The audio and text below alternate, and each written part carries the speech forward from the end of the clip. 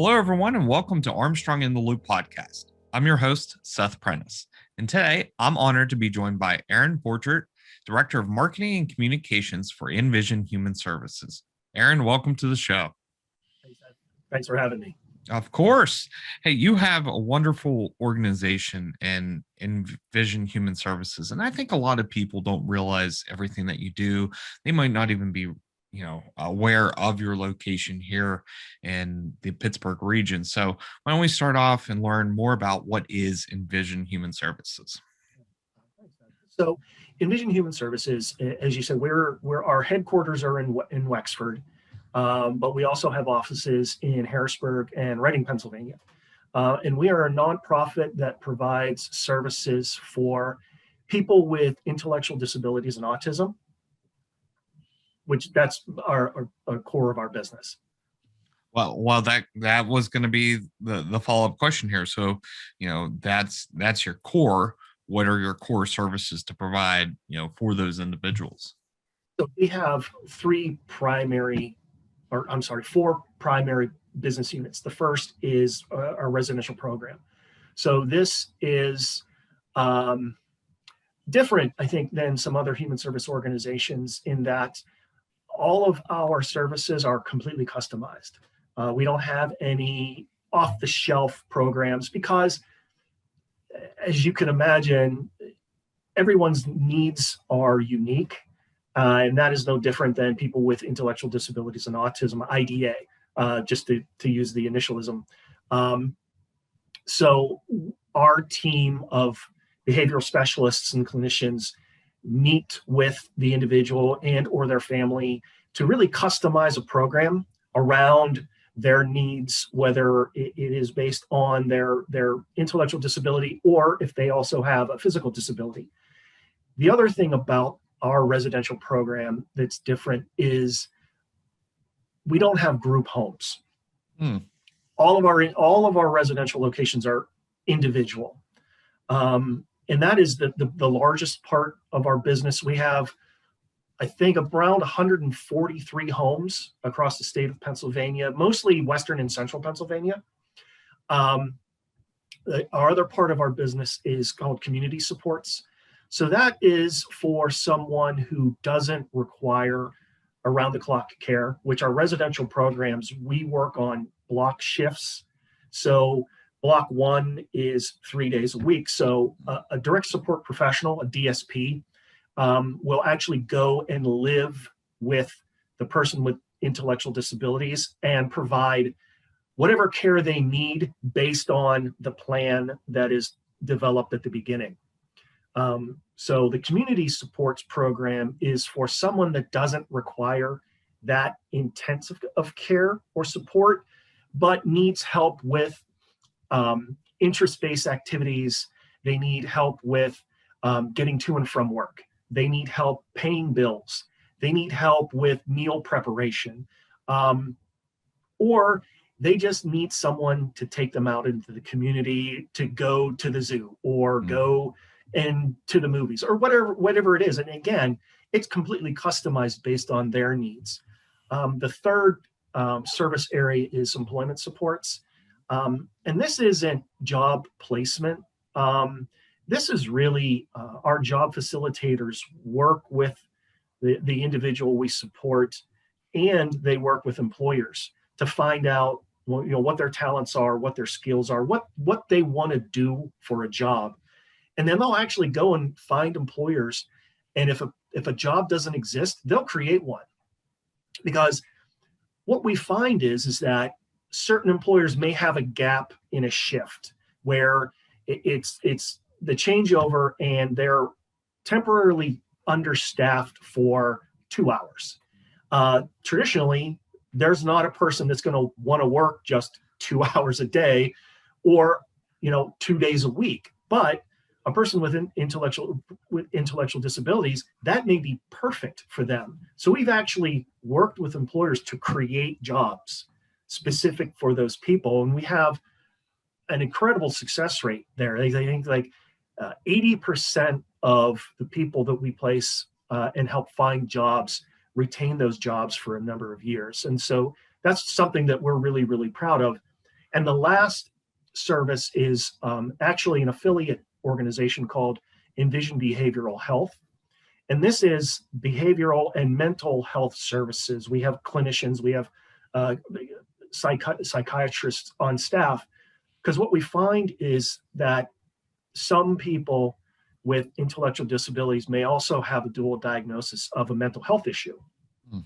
And in traditional therapy or psychiatric practices, people may be wonderful, but aren't experienced in providing those care to clients who have an intellectual disability. So we provide that service not only to the people we support, but we also get referrals from other practitioners and other providers in the area. Aaron, and just to follow up here, do you notice that most people that you serve, everyone has something different with them? There, no two cases are like, I've understood from, talking with individuals about autism and just how rare and unique it is, to each and every individual. Yeah, I think it's like anything else, that there's no two disabilities that are alike. You may be diagnosed with something, but based on where you fall, like autism spectrum disorder, they call it a spectrum because it's very broad in terms of how you behave, how you communicate. So that's why it's so important for us to follow an approach that's very customized, because it's a recognition that there's no one solution that's going to fit even a group of people. You can't just take them and lump them together and say, these people have autism, so this is how we're going to support them.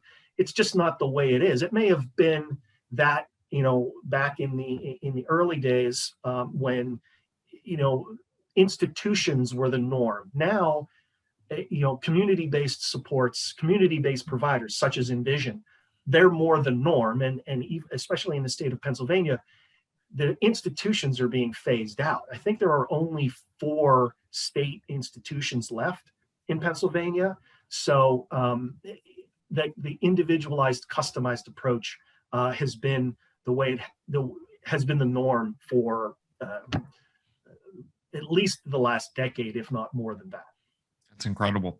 Have you had one employer that stands out for, being able to create positions for your clients that are in need of a job and getting themselves out into the community? There's a hotel in Cranberry. I think it's a Holiday Inn property. They created a custodial position for somebody to support, and it was the same thing. They had their regular custodial staff, but this person was interested in helping to clean. So we worked with the manager of the hotel, Fairfield Inn. That's who it was. It just hit me, the Fairfield Inn. They were very accommodating to create a part-time custodial position for this woman that we support, and she's been there several years now and is just so proud of the work that she does, and it's so meaningful, because the smallest thing, some things that we take for granted, people without disabilities take for granted, are so significant in these people's lives. And just the smallest gesture, like this manager taking the extra time to work with us to create a position, has immeasurable impact on the life of someone with disabilities, because they feel like they're participating and contributing. I can't even imagine. I'm just, so blown away, and just hearing, something like this, it just warms the heart. And, it truly has to help you and, your entire staff, know what you're doing makes a difference in these people's lives. And I think that's the really important thing that you hit on, is that, the services that we provide are important, but really we're a means to an end. We're another way for people with disabilities to live a life of dignity and respect. They deserve that right just as anyone else does. And for us to help them forge a path of a life of meaning and purpose is really why we exist. To provide them a level of independence that maybe was not thought possible in the past. No. So, just us talking about this, that has to separate, InVision from other service organizations. But I mean, do you have any other examples or, maybe a reason why InVision is just so unique compared to, maybe, fellow organizations that do similar things? Well, I already touched on one, which is the residential model that we have. Most, if not all, other human service providers, IDA providers, their homes are group homes, so there'll be 3 to 4 people living in one location. Ours is individualized, and there's a reason behind that. And really, to tell that story, I think we have to go back to the beginning. Ruth Siegfried, our current founder, president, and CEO, started her career as a direct support professional. And back then, like I said, the system was institutional or congregate meaning a group setting. And what she found was that there were certain people with disabilities who were more challenging, who were more on the more severe side, that were underserved because of the severity of their disability. So in 1992, she founded what was then known as Sharp Vision. So we changed our name to InVision Human Services in 2010. But she created this, what was at the time, so innovative, was let's focus on the individual who may not have been as successful in a group setting just because of the severity of their disability or the behaviors that they exhibited, and customize those solutions. And I think that carried through to today, where we really specialize in people who have more challenging life experiences, who we get referrals from other organizations because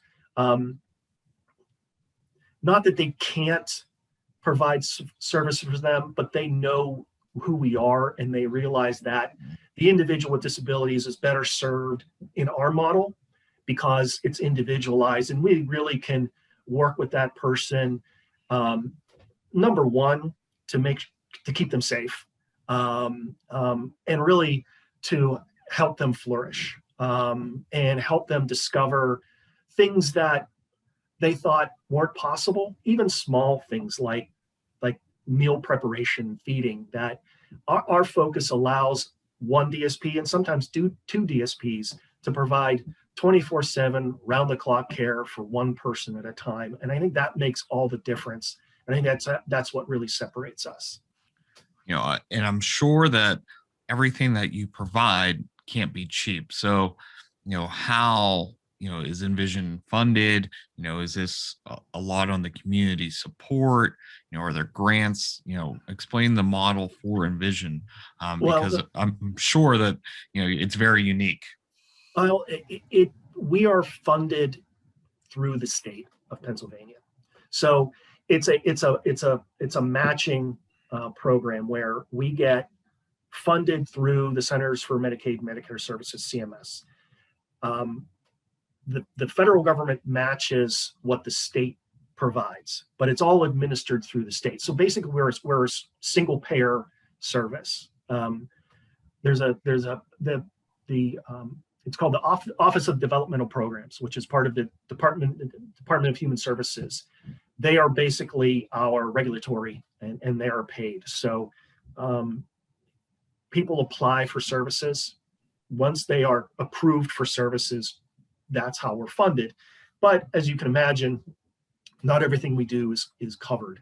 And I think about $2 million a year is paid by us to provide services for people. So there's a gap in funding, and it's a challenge. I can imagine. So, with that being said, that $2 million, is that something that you're looking for help from the community to, help give a little back? Yeah. Well, we do. I think to your point, we have a foundation, InVision Foundation, and they do a lot of great work in seeking grants from other foundations, as well as other corporate sponsors or philanthropic organizations. But every dollar helps, and if someone's interested, they can go to envisionfoundation.org and see our stories of impact and donate to us, because, like I said, every amount can make such a huge difference in the life of someone with intellectual disability or autism. What challenges does Envision and the IDA community face? Well, I think it goes back to funding. Not to get too into the weeds, but because we're funded by the state, the wages that are paid to a DSP are set by the state. So right now, the average hour, and it's an hourly position. Right now, I think across the state of Pennsylvania, the hourly wage for a DSP is about $13.30 an hour. It's, by any standard that you look at, it's not a living wage. And these people are not babysitters. They run from a nurse to a socialist to behavior specialist. They're providing, in our case, round the clock care. In some of the situations, they're helping with personal hygiene. They're doing food prep. They're feeding people. They're caring for their medication administration. So this is a skilled and trained and highly regulated job. And especially with the pandemic, someone in a restaurant, fast food or service industries making more than them. And that's the biggest challenge that we face. And our office in Harrisburg is our government relations and advocacy office, and they do a lot of work working with the Pennsylvania General Assembly and the governor's office on the state budget to increase the budget for Office of Developmental Programs, because that's where the wage increases come. Unfortunately, we have had one rate increase in the last 11 years now. And we really tried this year to get a wage increase, and it was not included in the budget. Now, we have some assurances from Governor Wolf's office that next year's budget will include a wage increase, but the pandemic affected everybody significantly. It really had a significant impact on IDA, because DSPs can't shelter in place. They can't work remotely. They were, throughout this pandemic, they were in the homes providing supports for people with disabilities. Now, we did get funding through the American Rescue Plan.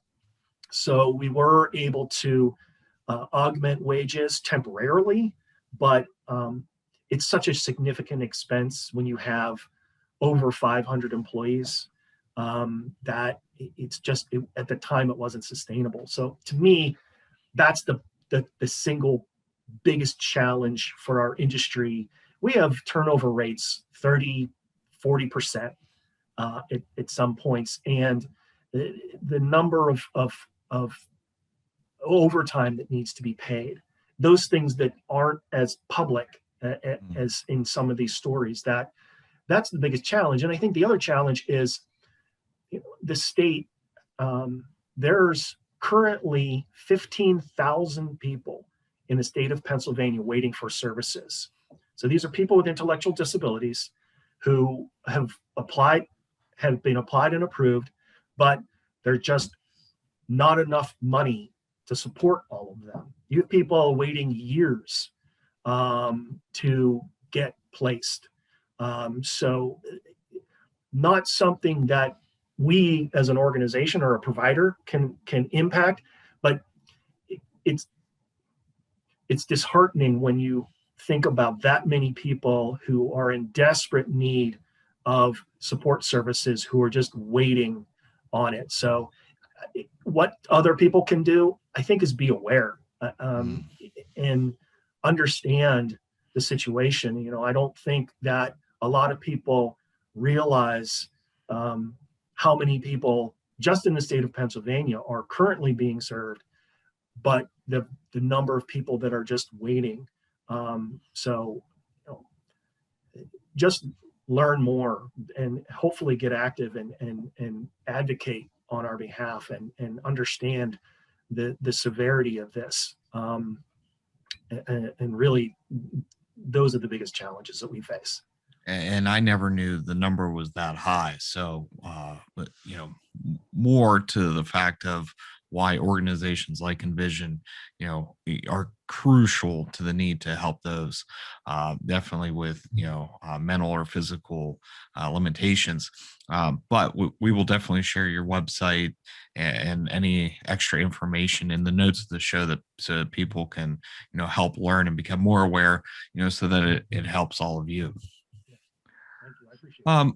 Aaron, what should we understand about people with intellectual disabilities that might not be common knowledge or, maybe something we haven't known in the past? Well, I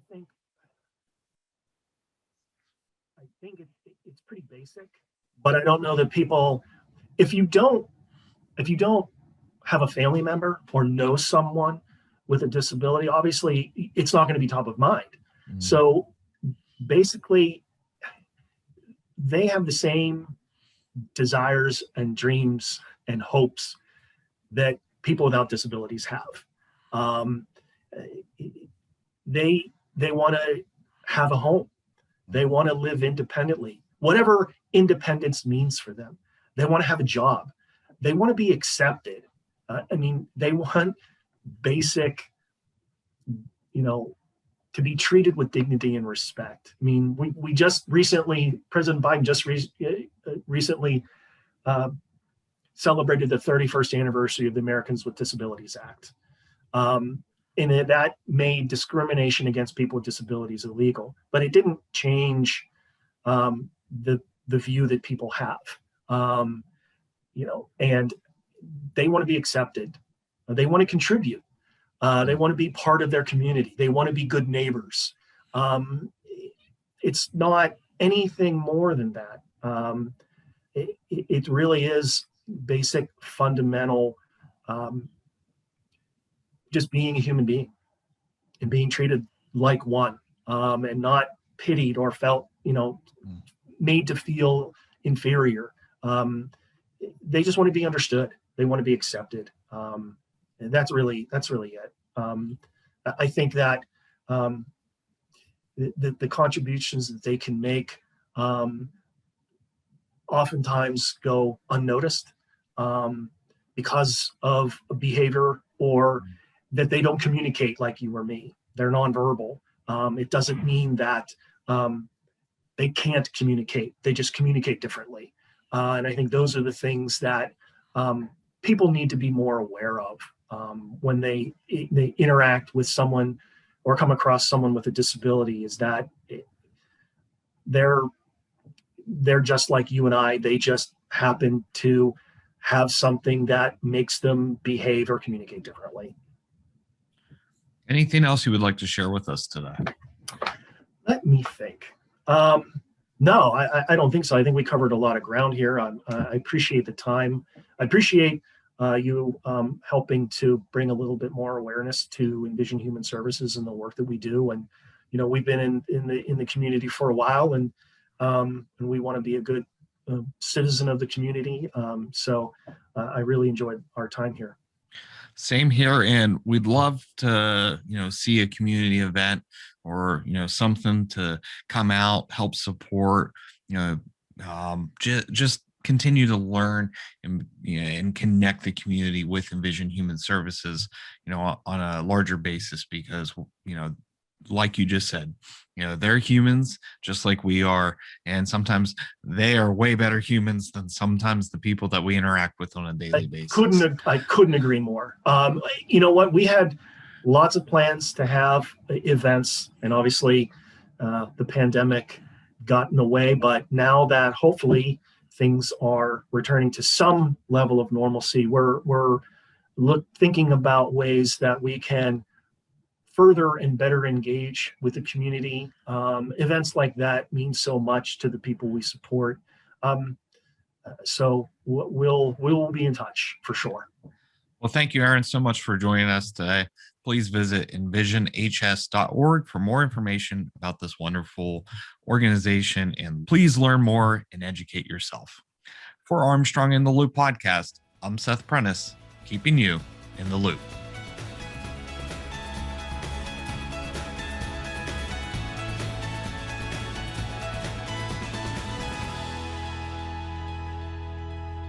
Are you enjoying Armstrong in the Loop podcast? Great news! All past and current episodes are available on popular streaming apps and websites. Search Armstrong in the Loop podcast and subscribe today.